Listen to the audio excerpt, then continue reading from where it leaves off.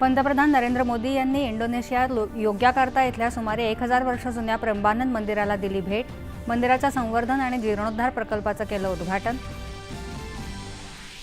प्रंबानन मंदिर भारत आणि इंडोनेशिया यांच्यातल्या सामायिक सांस्कृतिक वारशाचं प्रतीक। या मंदिराच्या संवर्धनात योगदान देण्याची संधी मिळाल्याबद्दल पंतप्रधानांनी व्यक्त केलं समाधान।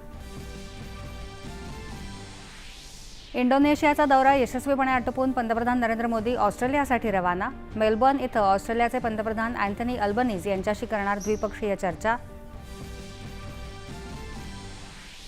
विरोधकांचे आरोप राजकीय हेतूने प्रेरित असून कोणाच्याही टीकेमुळे विकसित महाराष्ट्राचं उद्दिष्ट घेऊन सुरू असलेली वाटचाल थांबणार नाही। मुख्यमंत्र्यांचं विरोधकांना सडेतोड उत्तर। मुंबई महानगर प्रदेश क्षेत्रामध्ये मोठ्या प्रमाणावर पायाभूत सुविधांची कामं हाती घेतल्यामुळे मोठ्या प्रमाणात रोजगार निर्मिती होत असल्याचं मुख्यमंत्र्यांचं प्रतिपादन। राज्यातील शवविच्छेदन प्रक्रिया अधिक आधुनिक, पारदर्शक आणि कार्यक्षम करण्यासाठी अत्याधुनिक तंत्रज्ञानाचा वापर करणार मुख्यमंत्री। आदिवासींना मिळणार आता हक्काचा 7/12। वनपट्टा धारकांसाठी स्वतंत्र 7/12 उतारा आणि गाव नमुना 12E लागू। महसूल मंत्र्यांची विधानसभेत ऐतिहासिक घोषणा। नमन खेळे, जाखडी, वही गायन आणि झाडीपट्टी या 4 पारंपरिक लोककलांचा लोककला अनुदान योजनेत समावेश करणार सांस्कृतिक मंत्र्यांची माहिती। केंद्रीय गृहमंत्री अमित शाह यांनी मुख्यमंत्री देवेंद्र फडणवीस यांच्याशी संवाद साधून घेतला। राज्यातल्या पावसाच्या परिस्थितीचा आढावा, सर्वतोपरी मदतीचं आश्वासन।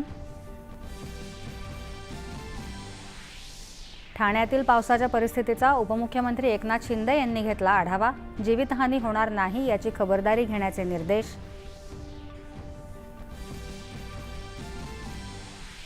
नाशिक जिल्ह्यात पावसाची संततधार, गोदावरीसह विविध नद्यांच्या पाणी पातळीत वाढ।